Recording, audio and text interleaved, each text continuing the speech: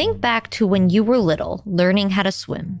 Maybe it was a gradual, comfortable learning experience at swimming lessons at your local Y, or out in the pool with your family, starting in the kiddie pool and naturally progressing stroke by stroke into the deep end. Or maybe it wasn't so comfortable. Maybe your sibling decided to ever so gently shove you into the pool as a way to teach you. Trial by fire, or in this case, trial by water. No matter the story, and no matter how much preparation or training you had, one thing is true. Eventually, you just had to jump in, and it was either sink or swim. I studied engineering, I instructed skydiving, and I learned to fly. And looking at parachuting skydiving, for example, what I learned is that you really pack your own parachute, meaning that you prepare, you focus on attention to detail, and you execute. Just as in skydiving, as with an entrepreneurship, you can prepare as much as possible, and at some point you just have to jump. That's Dyan Gibbens, president and CEO of Trumbull Unmanned. Jumping into things, or out of things for that matter, is Dyan's specialty. As a skydiving instructor and pilot in the military turned entrepreneur in the civilian world, she knows what it means to be prepared for the inevitable leap. And as she'll tell you, in business as in life, preparation is the difference between barely keeping your head above water and swimming laps past your peers. There are always exciting things happening in the world of small business. The news that grabs the headlines, though, are always the highlights, the overnight successes, the billion-dollar IPOs, the massive exits.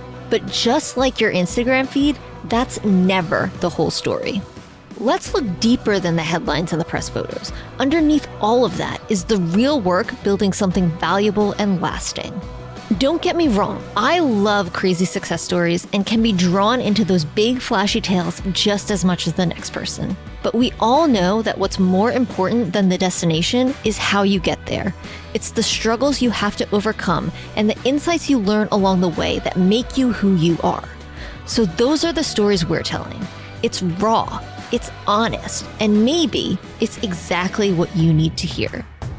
I'm Hillary Georgie, and this is The Journey. Influenced by the members of her family who had strong ties to the military and aviation, Dyan's interest in becoming a pilot started young.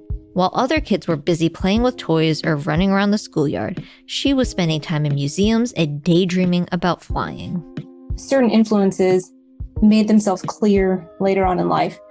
And so, for example, both my grandfathers served in World War II, and they were in the Army Air Corps, which was the predecessor to the Air Force, which I served in. And then my father worked in the FAA for 41 years. And he would often take us to air shows and airports and airplane towers. And then my mother was a teacher, and she would take us to museums. We spent the better part of a summer in DC when my father was working there, going to all the museums, going to Congress, going everywhere. And I think those together helped shape some of my goals and ambitions. And growing up, I would say that I was very intrigued by service, and I was very intrigued by flying and wanting to do something that combined those. With that goal in mind, Dyan decided to start her career by attending the Air Force Academy. There, she studied engineering, learned to fly, became a skydiver, and met her husband. The academy also taught her values that she'd carry with her through a soon-to-be turbulent period of her career. I served 5 years in the Air Force after the Air Force Academy. And so after that, I was going to transition from active duty to reserves, meaning that mine could be a little more stable. And in going to swear in to my acquisitions role, I learned I was permanently medically disqualified from ever serving due to a skydiving injury I sustained at the Air Force Academy. And it was one of those things that, even though I maxed my fitness test, 100% of my fitness test, because of the injuries, I was permanently medically disqualified from serving the reserves. So this is also 2009 timeframe. The economy had just experienced a substantial downturn. And I just think it was a series and confluence of events that just did not work in my favor. All I wanted to do was serve.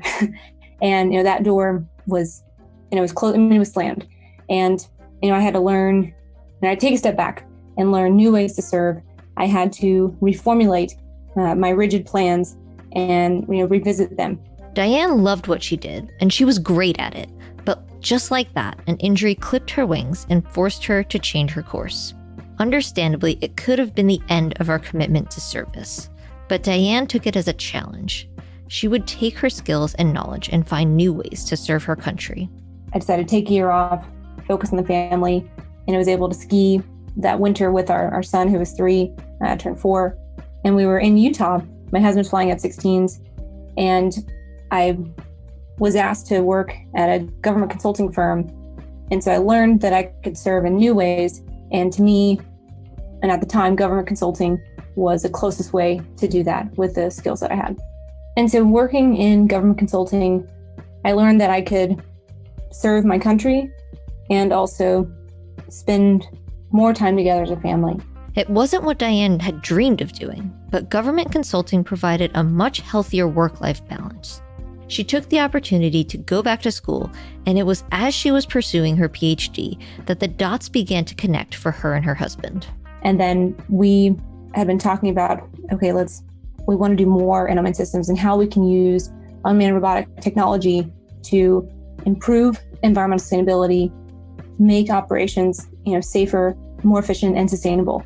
And being from Texas and my husband transitioning out of active duty to the Guard, we moved to Houston, Texas, which is the energy capital of the world, and knew that that was the best place to start Trumbull. After the break, Dyan shares Trumbull Unmanned's incredible vision, the importance of scenario planning, and why you shouldn't feel guilty for leaning on others.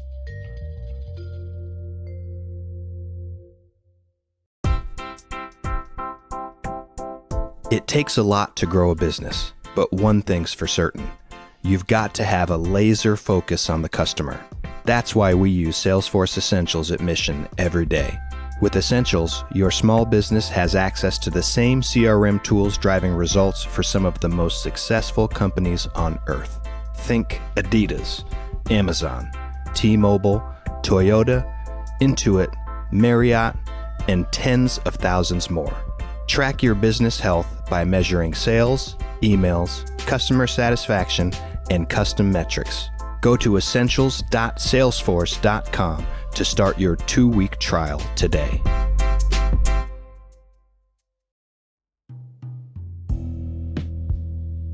Armed with her experiences from the military, knowledge of government consulting, and years of engineering school, Dyan started Trumbull Unmanned with her husband in 2013. There were a lot of transitions at once. And, moving from Nevada to Texas was a substantial transition. Transitioning out of government consulting to start and lead my own company, to working with my husband, to, focusing and really helping start and open up an industry in the United States. And so we had many, many challenges and many, what I saw as opportunities at once. So what exactly is Trumbull Unmanned? Trumbull is a Forbes Top 25 veteran-founded company, and we focus on robotics and autonomy in energy and defense. We collect, analyze, and visualize data via drones to make operations safer, more efficient, and more sustainable. And more specifically, within oil and gas, we use unmanned systems to inspect and digitize critical infrastructure. But before they climbed the list at Forbes, Trumbull was just a small, veteran-owned, family-run company. And like every entrepreneur before her and every entrepreneur to come, Dyan faced her fair share of struggles early on. But as new clients signed on, new issues popped up, and questions of cash flow or company growth nagged at her. But she didn't let optimism create blind spots or pessimism cloud her thinking. She faced everything head-on, doing what she calls scenario planning. I would say that instead of worrying, I scenario plan. And you can redirect and channel that, nervous energy, whatever you want to call it, and work through those scenarios and develop plans to that end. And I would just say for me, it's a much healthier response and, much more productive and rational use to focus that time on achieving your vision, deconstructing complex problems, planning courses of action, and how to best do so with the resources you have and or identify the resources you need. We had a lot of if-then scenarios. And we really were focused on delivering value to clients. And at times, our opportunities outpaced the resources we had to meet those opportunities. They weren't bad problems, but they were problems nonetheless. For Dyan, scenario planning is part of her decision-making process. Also a part of that process are the mentors who help Dyan work through her thoughts and plans. What I'm grateful for is I'm able to talk through some of the challenges I have. I'm able to talk through some of the scenarios I've planned out. I'm able to be vulnerable with them. But being vulnerable with her mentors wasn't always easy, and it's a skill like any other that Dyan has had to learn along the way. I learned that I was not burdening someone in asking them a question or in asking them their perspective. It was burdening someone if they were offering to help you and you didn't tell them how. So it's very similar to what you articulate to clients. Here's what we understand is your problem. Here's what we understand is the solution. And as entrepreneurs, we need to do the same thing with mentors and make it extremely easy for them to support you. When I learned to ask for help, I learned that, and I share this with my children in different ways, when you share a problem with someone, mathematically, you're dividing that in half. And I learned there's a lot of value in sharing a problem. I learned there's a lot of value in articulating, where you want to go, how you think you can get there, a couple options, and then making an informed decision to reach that goal. And that mentors want to help you, and it's foolish to not let them. Asking for help is not just about articulating the problem, but articulating how someone can help. It's a simple idea with the power to revolutionize any relationship, business or personal. To younger entrepreneurs, and I want to include STEM in that category as well. We do a lot with STEM, is in packing your own parachute. That means preparation. You study, you learn, if there's a question you don't know, ask. Engage mentors and advisors early on. Dyan has spent years, often quite literally, packing her own parachute. She knows that preparation isn't just about the personal knowledge you bring, although that's important too, but it's about the mentors you have with you to show you some tips and tricks you wouldn't know otherwise. You can and should pack your own parachute, but with the guidance and help of others, the inevitable jump might be a little less scary. As John C. Maxwell said, quote, "You see, success doesn't just suddenly occur one day. For that matter, neither does failure. Each is a process. Every day of your life is merely preparation for the next."